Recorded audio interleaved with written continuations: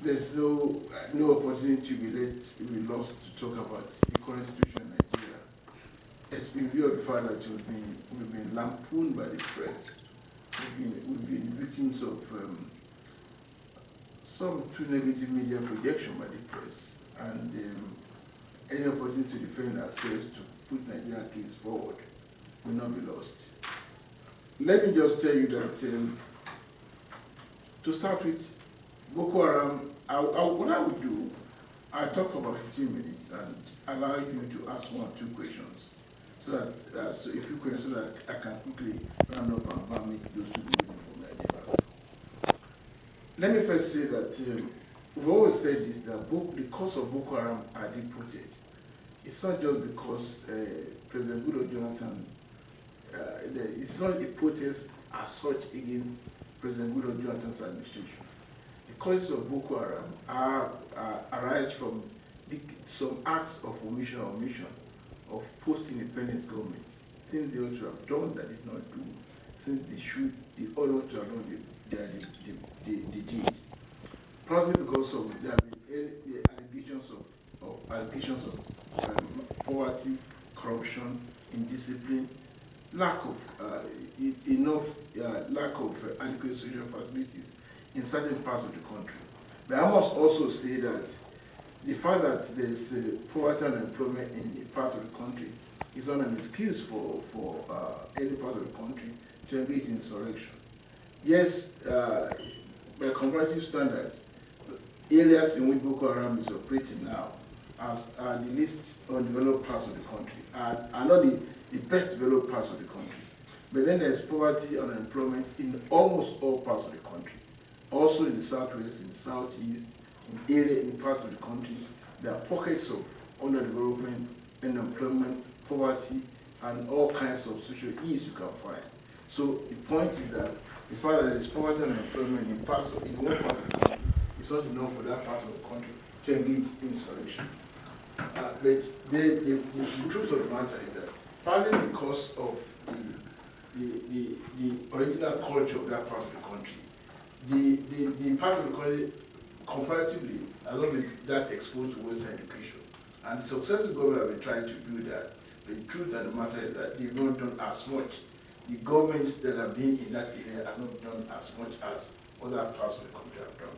So there's a kind of a difference in terms of level of development when you compare parts of the south with parts of the north, or even parts of the north, those parts in which Boko Haram has been operating. But then, like I said, it's not an excuse for anybody to engage in insurrection. So all over, and if you look at the trajectory of Nigeria, you find that people from that part of the country had had a say in the affairs of the country, in ruling the country more than the other parts of the country where there's no Boko Haram. So there's no justifiable reason for them to believe that, for them to say that they are engaging in corruption, they are engaging in insurrection because they have been marginalized. It is not true. If you look at the list of rulers of that country in terms of geographical origin, there have been more rulers from the northern part of the country than from the southern part of the country. So if you want to ask, what is the cause of why is poverty and unemployment more rampant in that part of the place? The answer is in the style of governance of those people who are holding affairs in that country. There's a lot to be talked to about system of revenue allocation in the country. It's not the best. No one is saying that we are perfect in any way. We have a fundamental defects. And those fundamental defects are what President Goodluck Jonathan is trying to address. Since Jonathan has been there have been consistent efforts made to redress the wrongs in our society, to address issues of poverty, unemployment, in various parts of the country. Actually, the embassy here since 2010 and embarked on a series of invested fora to bring investors, American investors, to parts of Nigeria. And in fact, when we hosted the World Economic Forum just between May 7 and 9 in the country, the day after, this embassy organized a special investment forum for parts of northern Nigeria, in which all the northern states were represented, and there were 13 American companies who were telling them what they can do, what they can, American investors who are telling them what they can do in common areas of agriculture, infrastructure, power, and all kinds of housing and health and anything you can think of. So after that, most of these investors were invited by the government to their areas, and they went into serious discussion with more members of the government. So the point being made is that even right now, the federal government under Goodluck Jonathan have been making efforts to fast track economic and social development to that part of the country from which Boko Haram is originating. But what we want to do is that there have been cries. We have not had the best set of government since we had independence. Our politicians have not the best you can have. But then the truth of the matter is that every part of the country is feeling the lack acts of omission or commission of members of our government. So it's not an excuse for any part of the country to engage in insurrection. So what is happening? Boko Haram started as a movement way back in 2009, when one of the people who said that Western education is evil, and then the government tried to see the attitude of the government initially was to see it as a local movement designed to address local issues. But then along the line, Boko Haram became more or less the West African branch of the Al-Qaeda movement. After the overthrow of Gaddafi, there was movement in arms and ammunition, and some insurgents moving from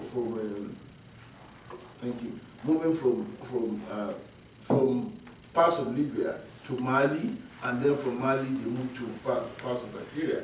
So it's a worldwide movement, and they then tap into local grievances, which is why they tap into Boko Haram. And so, since that happened, our government has been trying all it can to engage in partly enforcement and also measures to ensure that these people, whatever their grievances are made known and they are addressed. That's why the government has adopted a two-track policy of containment and also dialogue with them. But these people, they have a larger objective. They are part of the worldwide Al-Qaeda movement, and which needs international support to be able to quell. And that's what the government have been trying to do. But I want to let you know that ever since they have been doing this, the Boko Haram has been operating, the government has been ensuring that we respect human rights, because we signed we signed so many human rights treaties. We have not, even though the government declared a state of emergency in 3 of the states where Boko Haram is operating, Borno, Adamawa, and Yobe states, the government allowed the democratic structures to remain. We did not sack the parliamentarians, we did not sack the governors, the House of Assembly are there, and so they are still operating. It was just a reaction to the desperate measure we faced. Also, ever since we've created, Boko Haram has started, the government has not established any extrajudicial institution to try any of the offenders. When suspects of Boko Haram are caught, they are taken to normal courts, and their cases are dealt with. Even one senator who have been accused of supporting Boko Haram have been released on bail, going to the court, and is still there, taking part in debates in Parliament, which means that in spite of the fact that we declared the state of emergency, we still respect human rights. And so each time we know we've been through some criticism from American media for not respecting human rights, but they cannot really sustain those allegations. So I want to let you know that we are dealing with Boko Haram. We are using enforcement, the arms and ammunition. We are trying to contain them militarily, but at the same time, we are negotiating with them, bargaining with them. In fact, Nigerian Ambassador was there one time. He met with some member of Boko Haram. He did not make much progress, but here is trying to go again. The government itself is trying to set up a team led by a member of Goodluck Jonathan's cabinet to intercede with Boko Haram. They made some progress, but you know, you cannot, when people have their own objectives, you cannot satisfy them. That's the period. But on the Chibok uprising, I had to be on CNN when I was in Nigeria, when I was interviewed by the CNN correspondent, and we had to tell them that some malicious allegations have been made against Nigeria. They said we did not react. To start with, the Chibok incident happened shortly before Nigeria hosted the World Economic Forum. We hosted the World Economic Forum. It was attended by over 1,000 delegates from 65 countries. But unfortunately for us, and it was the best World Economic Forum ever held in Africa. Unfortunately for us, the international media focused more on Chibok rather than the web. And I had to come to face CNN for an interview. And the kind of thing they were saying was that first Nigeria, when the guys were kidnapped, Nigeria the government did not react immediately. That was untrue, because the nature of the challenge always the same nature of the response. We immediately the government knew. The government started doing taking some measures, covert measures, in order to be able to recover the girls. But since those measures were not concluded, we could not release them to the public. The action we took were not susceptible to publicity. You don't engage in an inconclusive covert action and then rush to the media to say we are doing this. When America was chasing Bin Laden, they did not tell us that. They did not tell that we tried to get him somewhere. Some people we sent some CIA people to trace his movement. Nobody does that. It is when this man was killed that we all knew. So we are asking them, give us that kind of treatment too. You cannot. So when we're doing covert action to trace those who are kidnapped our children, we cannot be telling you that this morning we sent 20 investigators, 20 people to go and look for them. They just came back. They did not find them. Nobody does that. Since the international media have been very unfair to us, and they said that and we gave them instances, and they even asked us when we then brought the international community to help us to deal with Boko Haram. They were asking us, in what areas of your military do you think the Americans will help? We cannot tell you that. We cannot tell you that in the media. But the truth of the fact is that the governments, we are very grateful to the governments of various countries, America, Britain, Israel. Most of these countries have come to help us. They really mean it because they understand the challenges we are facing. They understand the fact that Boko Haram is not purely Nigeria anymore. Al-Qaeda has given them a franchise because they want to Islamize the whole world. Radical Islam, they want to spread. And they think that if they can get their foothold in Nigeria, they will be able to get their foothold in Africa. We're not going to let them do that. And that's why, because the kind of equipment they're using is so clear, these things were not made in Nigeria. You say Western education is rubbish, but then you're using armed grenades and equipment made by the Western world. I mean, look at the inconsistency. It's just because they want to establish radical Islam all over the world, all over, starting from Africa, and they want to make Nigeria their foothold. That's the problem we have. So the struggle we are having in Nigeria, it's not a struggle for only Nigeria. It's a struggle for Western civilization. It's a struggle for the thing we like. It's for the type of life we are living. It's a struggle for enthronement and sustenance of human rights, democracy, rule of law, and all that makes society worth living. So that's why we really rely on what the international council have been doing, and I'm sure that we're making some progress. I'm not here to release those details, but we are making some progress. Very soon, Boko Haram will soon be a thing of the past. I think I will just stop there and let people can ask questions so that I can quickly go to where I am going. Anybody any questions? Sure.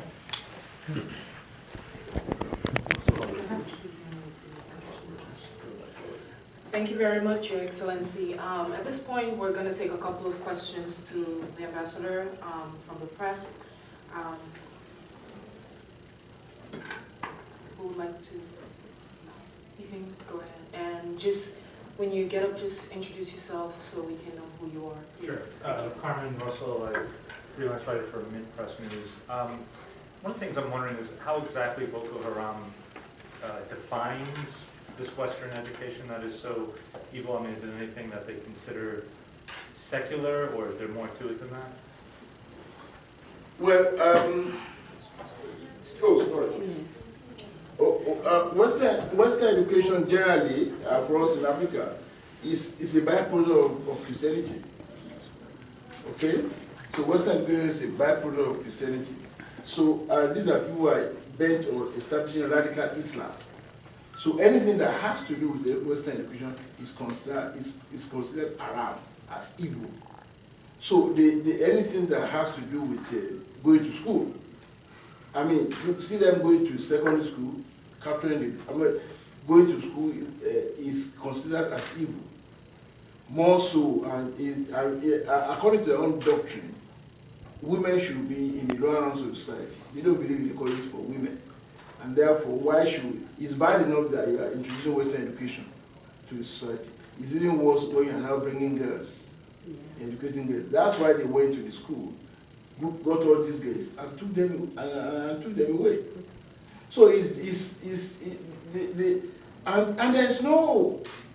You see, the thing about Boko Haram is this is not the first time that we're having some insurrection in our country. We just finished dealing with some insurgents in the Niger Delta. But then these people, they were protesting against the marginalization of their country, of their part of the country. Despite the fact that the oil, which is used mainly to maintain the economy, is gotten from there. They are saying that you people just take our oil away and don't use enough to develop our country. So there's a reason. And they have recognized leaders. Jasper Boro, all of them, these people came out and spoke out. Environmentalists all over the world supported them. They complained that their country suffered, their part of the country suffered some environmental degradation because they're coming to take the oil. They cannot practice farming, they cannot do anything. There are people that, in spite of all this, they are graduates of their own country, from that part of the country, are not being employed. So they had clear, identified leaders, and they have a reason for doing this. Boko Haram will not tell you anything. They will not tell you anything. They have no leader, they have no identity. Nobody has been able to come out to say, I am Boko Haram. In fact, that's what made the issue of dialogue with them a bit more difficult, because if you don't negotiate, if you don't dialogue with people whom you don't know, nobody has been able to come out to say, I am Boko Haram. So it's a very odd that we know that they will even say that they want to establish radical Islam. They don't like Christianity. But then they even kill Muslims themselves. The head of the Islamic community in Nigeria, the Sultan of Sokoto, has said that Boko Haram is not Islam. So they're just a set of, and you find so many hoodlums, thieves, and rogues who now masquerade as Boko Haram, take opportunity to do that. So you can't find a philosophy. But all we know is that they're taking advantage of unemployment and poverty in that part of the country. And that's what the president is trying to do. Fast-track economic development in that area. So that when all these children go to school, it will not be easy targets for those who recruit them to Boko Haram. Thank you very much. We will take... Thank you. My name is Abiodun Rutin, Leadership Minister in Nigeria. Sir, according to a report, sir, you've been having informal meetings with US lawmakers, sir, telling them about what the Nigerian government has been doing to curb terrorism in the country, sir. You've been making serious arguments against the allegations by the international media on this issue, sir. We want to know the reaction, the posture of the US government to your allegation, to your argument, sir. The good thing I like about the US is that in all sectors of the United States is that it's a very enlightened community, and even when they have a position, when it prevents superior arguments, they bend to it and accept it. And I've seen that in my contact with even White House, State Department, legislators, think tanks, and all that. When they have a position and you come with in logically argued case against it, they accept. And I mean, and it's been that all through, and it's been expressed so far. Even when I was in the vanguard of people who were saying they should not declare Boko Haram an entity, that was before we discovered that Boko Haram has now taken a franchise from Al Qaeda. When those who are going to who are going to the house to summon the bill, when you see that and present the arguments to them, you say, "Oh, I'm out of it. Oh, the argument is good enough. No, I won't do it anymore." And the same thing now, even what they're doing, I will present the arguments to them. They tell you that I'm sure you see less of reporting on Boko Haram within the past 1 week or two now. Yeah. Gradually it's going down. It's because of what the embassy has been trying to do. I'm lucky to have very competent officers in the embassy who are also helping me. So that's the good thing about the American society. Although they can be initially be, I mean, go the other way around, but when you tell them, sit them down and present your case, they see it. As I'm talking, 4 U.S. congressmen are in Nigeria right now. I'm not sure, they were trying to arrange a meeting for them to see the president yesterday. But the president went for a meeting, and he was to come back late at night. Maybe we'll still see them, maybe we have to postpone their flight. But then, that is the true nature of the American society. You go to hearings, and by the time you finish your hearings, you then talk to senators informally, present your case, they invite you over, present. Because the good thing about it is that they now accept, they now see that from all sectors of society, that Boko Haram is a threat not only to Nigeria, but also to Africa, but to U.S. and Western interests. I'm sorry, to U.S. and Western interests. They saw it. It was clear to them that it's a threat to Western civilization. So, and that's why we are getting all the support we are getting from all sections of the U.S. society. And what is even more, the good thing about Nigeria is that our economic attraction is simply irresistible. If they tell you that Boko Haram is bad, don't go and trade there, don't go and invest there. You only need to go once. Once we take the risk to go once, first we discover that, which is the truth, that Boko Haram exists in only 3 out of 36 states. And it's just someone telling you there's fire in Arizona. Don't go and trade in Arizona, don't go and do business in Arizona, and you're coming to Washington. What is your business about that? It's like that, you know. Boko Haram is only one section of the country. And some Western media make it appear as if they're killing people on the streets in Nigeria. It's only 3 out of 36 states. It's like somebody, there's fire, there's problem in Seattle, and you are based in Washington. Here, this year, what is your problem? Do your business and go away. So I will begin to make this clear to them, because I understand, as you media people say, is bad news make good copies. You know, I'm sure none of you know about, there's a Boko Haram in Nigeria, but you don't know about where they're coming from. You don't know about that. So that's the way it works. Thank you very much. We're going to take 2 more questions for the ambassador, and we're going to keep it within a 2-minute time frame for our responses so that we can stay within our time limit. I will take Mr. and you first, and then you will go and have the last question to the ambassador. So introduce yourself. Good afternoon, His Excellency. My name is Ajong Bamda, Managing Editor of Pan-African Visions. My question is, considering that the arms used by Boko Haram are clearly not fabricated in Nigeria and they take a lot of resources to acquire them, has the Nigerian government identified the source of their income to procure these sophisticated arms? And how concerned are you with reports that there might be some high-level politicians, even with the Jonathan administration, who are funding Boko Haram? It's possible. It's quite possible. No question about it. The EU Boko Haram matter becomes so complicated because we have an election, presidential election next year. There are some people who feel cheated that in terms of the national politics that Jonathan should not have been president right now, that the president should have come from that part of the country, not exactly where Boko Haram is from, the region not too far from it. So we haven't had any evidence of a particular politician sponsoring them, we have suspicions. But what we know is that some of them are not, some of these positions, they will not come out to say Boko Haram is good. It took a lot of pressure before some of them actually came out to condemn Boko Haram. People are saying, why have you not been condemning Boko Haram? Now they now began to condemn. Something you say, people do with tongue in cheek. So, but we have not found any evidence of any Nigerian politician directly funding Boko Haram. But I'm sure our security agents are working towards that. If they find anybody, we don't be afraid to take him out and challenge him on it. But it's not impossible. I'm not reading that at all. Even within the Jonathan administration, you can't rule anything out. There are some people who pretend to like our president, yet they are doing something that is behind him. There are many. There are some of us have our own individual suspicions. We just have to wait until they burn themselves out, and they will burn themselves out. All right.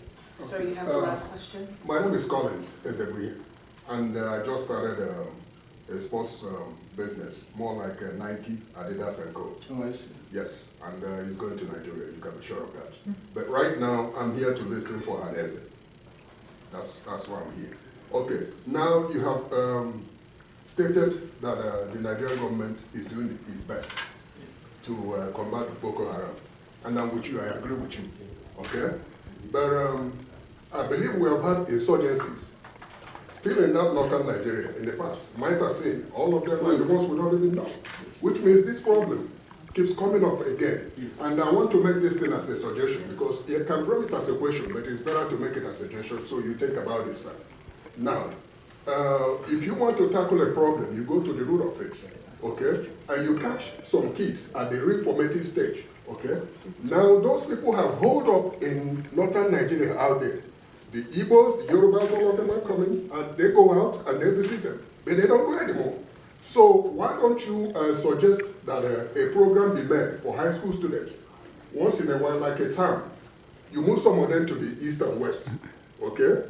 They attend school there for one term or a semester. And then they move back to wherever they want to. I think that is the best way to broaden the horizon. So that some of these things, they'll start to challenge some things they are told that are not true. And those are the things that undermine Nigeria. Thank you very much. But we had something similar to that. We had the National Youth Service Corps. Yeah, but those people are grown.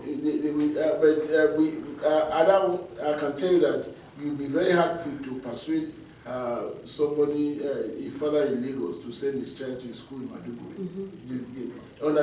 We have to be pragmatic and realistic. The time is just not that. Maybe when we sort Boko Haram, we get our girls back. Boko Haram becomes a thing of the past.